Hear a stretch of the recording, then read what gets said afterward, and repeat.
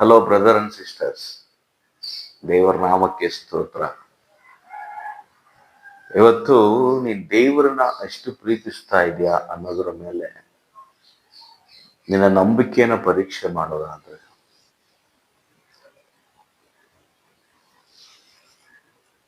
ಎಷ್ಟರ ಮಟ್ಟಿಗೆ ನಾನು ದೇವರನ್ನ ಪ್ರೀತಿಸ್ತಾ ಇದ್ದೀನಿ,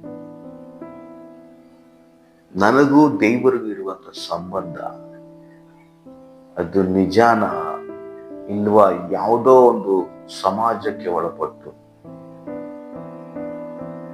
ಜನರಿಗೆ ಭಯ ಪಟ್ಟು ಒಂದು ಡ್ರಾಮಾ ಕ್ರಿಯೇಟ್ ಮಾಡ್ಕೊಂಡು ನನ್ನ ಲೈಫ್ ಅನ್ನ ನಾನು ಲೀಡ್ ಮಾಡ್ತಾ ಇದ್ದೀನಿ.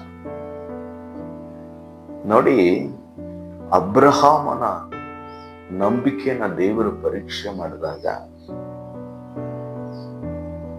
100 ವರ್ಷಗಳ ಕಾಲ ಕಾದು ಪಡ್ಕೊಂಡಂತ ಇಸಾಕನನ್ನ, ತನ್ನ ಮಗನನ್ನ, ಅತೀ ಪ್ರಿಯನಾದಂತ ತನ್ನ ಮಗನನ್ನ ನೀನು ನನಗೋಸ್ಕರ ಯಜ್ಞದ ಬಲಿಯನ್ನಾಗಿ ಅರ್ಪಿಸಬೇಕು ಎಂಬುದಾಗಿ ಕೇಳಿಕೊಂಡಾಗ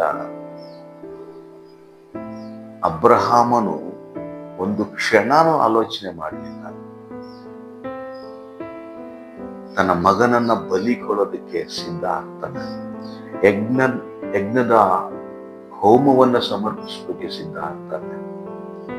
ಸಿದ್ಧ ಪಡಿಸಿದಂತ ಒಂದು ಸ್ಥಳಕ್ಕೆ ಅವರು 3 ದಿನಗಳ ಕಾಲ ನಡ್ಕೊಂಡು ಹೋದ್ರು ಸಹ ಆ 3 ದಿನಗಳಲ್ಲಿ ಒಂದು ದಿನ, ಒಂದು ಕ್ಷಣನೂ ದೇವರನ್ನ ಗೊಣಗಲಿಲ್ಲ.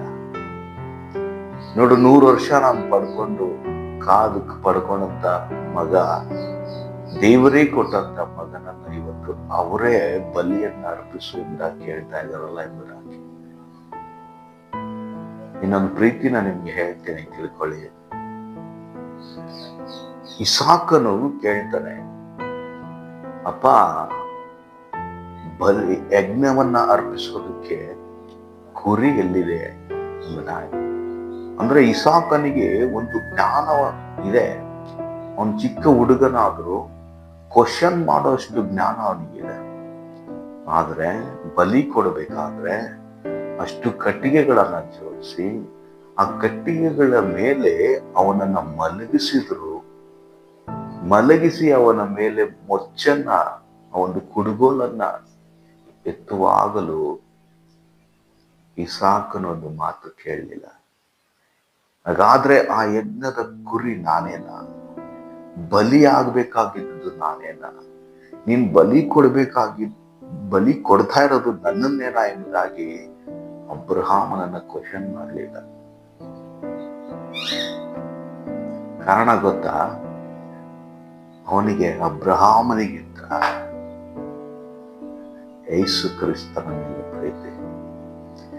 ನನ್ನ ತಂದೆ ಆದ ಅಬ್ರಹಾಮನಿಗೆ ಯೇಸು ಸ್ವಾಮಿ ಹೇಳಿದ್ದಾರೆ, ಈ ಜೀವ ಕೊಟ್ಟಿದ್ದು ಯೇಸು ಸ್ವಾಮಿನೇ. ಆ ಯೇಸು ಸ್ವಾಮಿನೇ ಬಲಿ ಕೇಳಿದಾಗ, ಆ ಯೇಸು ಸ್ವಾಮಿನೇ ಅರ್ಪಣೆ ಕೇಳಿದಾಗ ಸಮರ್ಪಿಸ್ಕೊಳ್ಳೋದಕ್ಕೆ ಐ ಆಮ್ ರೆಡಿ ಎಂಬುದಾಗಿ ನಿಂತ್ಕೊಳ್ತಾನೆ. ಹಾಗಾದ್ರೆ ನಿನ್ನ ನಂಬಿಕೆ, ದೇವರ ಮೇಲಿರುವಂತ ನಿನ್ನ ಪ್ರೀತಿಯನ್ನ ಪರೀಕ್ಷೆ ಮಾಡಿ ನೋಡೋದಾದ್ರೆ, ಎಷ್ಟರ ಮಟ್ಟಿಗೆ ನೀನು ದೇವರಿಗೆ ಸಮರ್ಪಿಸಿಕೊಟ್ಟಿದೀಯ?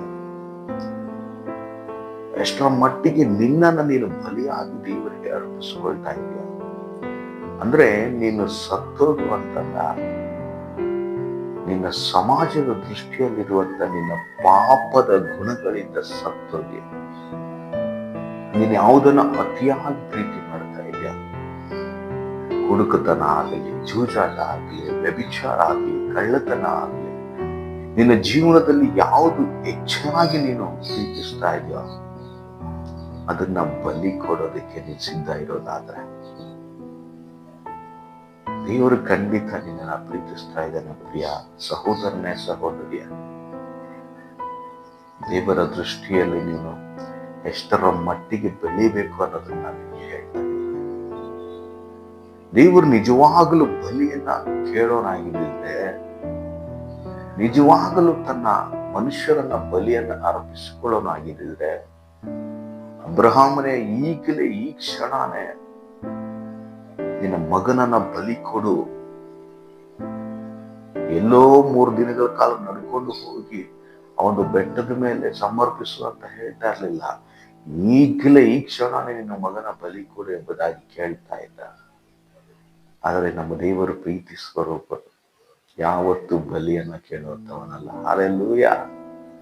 ದೇವರು ಕೋರಿರುವಂತಹದ್ದು ಏನಪ್ಪಾ ಅಂದ್ರೆ, ಅಲ್ಲಿ ಪರೀಕ್ಷೆ ಮಾಡುತ್ತಿರುವಂತ ವಿಧಾನ ಏನಪ್ಪಾ ಅಂದ್ರೆ, ಅಬ್ರಹಾಮನ ನಂಬಿಕೆ, ಇಸಾಕನ ನಂಬಿಕೆ. ಇವರು ನನಗಿಂತಲೂ ಹೆಚ್ಚಾಗಿ ಏನನ್ನ ಪ್ರೀತಿಸ್ತಾ ಇದ್ದಾರೆ ಅನ್ನೋದು. ಆದರೆ ಅಬ್ರಹಾಮನು ಇಸಾಕನು ಇಬ್ಬರು ಸಹ ನೋಡೋದಾದ್ರೆ ತಮ್ಮ ಜೀವಕ್ಕಿಂತ ಹೆಚ್ಚಾಗಿ ದೇವರನ್ನ ಪ್ರೀತಿಸ್ತಾ ಇದ್ದಾರೆ.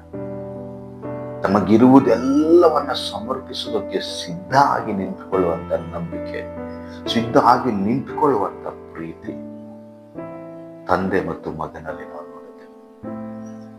ಪ್ರಿಯ ಸಹೋದರ ಸಹೋದರಿಯೇ, ಇವತ್ತು ನೀನು ಯೇಸು ಕ್ರಿಸ್ತನನ್ನ ನಿಜವಾಗಲೂ ಪ್ರೀತಿಸೋರಾದ್ರೆ ನಿನ್ನ ನಂಬಿಕೆ ಡ್ರಾಮಾನ, ನಿನ್ನ ಪ್ರೀತಿ, ನಿನ್ನ ಕ್ಯಾರೆಕ್ಟರ್ ಡ್ರಾಮಾನ, ಇಲ್ಲ ಸಂಪೂರ್ಣವಾಗಿ ನೀನು ಯೇಸು ಸ್ವಾಮಿಗೋಸ್ಕರ ನಿನ್ನ ಎಲ್ಲ ಪಾಪದ ಕೃತ್ಯಗಳನ್ನ, ನಿನ್ನ ಎಲ್ಲ ಒಂದು ನಿನಗೆ ಇಷ್ಟವಾದಂತ ಎಲ್ಲ ಕಾರ್ಯಗಳನ್ನ ಬಿಟ್ಟು ಬಿಡೋದಕ್ಕೆ ಸಿದ್ಧ ಅಲ್ಲ.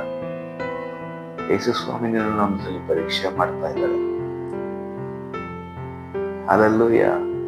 ನೀನ್ ಸಿದ್ಧ ಆದ್ರೆ ದೇವರಿಗೆ ಇನ್ನೇನು ಬೇಡ. ನಿನ್ನ ಬಲಿಯನ್ನ ದೇವರು ಕೊಡ್ತಾ ಇಲ್ಲ. ಯಾಕಂದ್ರೆ ಆಲ್ರೆಡಿ ದೇವರು ನಿನಗೋಸ್ಕರ ಬಲಿಯಾಗಿ ಸಮರ್ಪಣೆ ಮಾಡಿಕೊಂಡಿದ್ದಾನೆ. ಆಲ್ರೆಡಿ ಯೇಸು ಸ್ವಾಮಿ ನಿನ್ನನ್ನ ಜೀವನದ ಕಡೆ ನಡೆಸೋದಕ್ಕೆ ಬಲಿಯಾಗಿ ಹೋಗ್ಬಿಟ್ಟಿದ್ದಾನೆ. ಆತನು ತಿರುಗಿ ನಿನಗೋಸ್ಕರ ಬಂದಿರೋದಾದರೆ ನೀನು ಆತನಿಗೆ ಕೊಡುವಂತ ಉತ್ತರ ಏನಾಗಿರ್ಬೇಕಪ್ಪ? ಅಪ್ಪ, ಈಗೋ ನಾನು ನಿನಗೋಸ್ಕರ ಹೊರತು ನನ್ನ ಇಡೀ ಜೀವನವನ್ನ ಬಿಟ್ಟು, ಇಡೀ ಪಾಪದ ಕೃತ್ಯಗಳನ್ನು ಬಿಟ್ಟು ನಿನಗೋಸ್ಕರ ಯಥಾರ್ಥವಾಗಿ ನೀತಿವಂತನಾಗಿ ನಿಂತ್ಕೊಳ್ತೇನೆ ಎಂಬುದಾಗಿ. ಹಲ್ಲೆಲೂಯ. ಪ್ರಿಯ ದೇವಜನರೇ, ಪ್ರಿಯ ಸಹೋದರ ಸಹೋದರಿಯ, ದೇವರ ದೃಷ್ಟಿಯಲ್ಲಿ ನಾವು ಅಲ್ಪರಾಗೋದು ಬೇಡ. ಯಾಕೆಂದ್ರೆ ದೇವರು ನಮ್ಮನ್ನ ಶ್ರೇಷ್ಠರನ್ನಾಗಿ ನೋಡ್ತಾ ಇದ್ದಾನೆ. ನೀನ್ ಯಾವತ್ತು ದೇವರಿಗೆ ಅಲ್ಪನಾಗಿ ಕಾಣೋದಿಲ್ಲ. ಅಯ್ಯೋ, ನಾನು ಇಷ್ಟು ವರ್ಷಗಳ ಕಾಲ ಈ ಪಾಪದಲ್ಲಿದ್ದೇನೆ, ಯೇಸು ಸ್ವಾಮಿ ಕ್ಷಮಿಸ್ತಾರ? ಹಲ್ಲೆಲೂಯ. ದೇವರು ಖಂಡಿತ ನಿನ್ನ ಪ್ರೀತಿಸ್ತಾನೆ. ದೇವರು ಖಂಡಿತ ನಿನ್ನ ಕ್ಷಮಿಸ್ತಾನೆ. ನೀನು ಬದಲಾಗೋದೆ ಪರಲೋಕದಲ್ಲಿ ನಿನಗೊಂದು ಬಿಡಾರವನ್ನ ಕಟ್ಟೋದಕ್ಕೆ ದೇವರು ಸಿದ್ಧ ಇದ್ದಾನೆ. ದೇವರಿಗೆ ವಂದನೆಗಳನ್ನ ಸಲ್ಲಿಸ್ತಾ ಇವತ್ತು ನೀನು ನಿನ್ನ ನಂಬಿಕೆ ಮತ್ತು ಪ್ರೀತಿಯನ್ನ ರುಜು ಮಾಡಿಕೊಳ್ಳುವಂತಹ ಅವಕಾಶ ದೇವರು ನಿನಗೆ ಕೊಡ್ತಾ ಇದ್ದಾನೆ. ಹಾಗಾದ್ರೆ ರುಜು ಮಾಡ್ಕೊಳ್ಳೋದಕ್ಕೆ, ಪ್ರೂವ್ ಮಾಡ್ಕೊಳ್ಳೋದಕ್ಕೆ ನೀನ್ ಸಿದ್ಧಾದ? ಹಲ್ಲೆಲೂಯ. God bless you. ದೇವರು ನಿಮ್ಮನ್ನ ಆಶೀರ್ವಾದ ಮಾಡಲಿ. ಆಮೆನ್.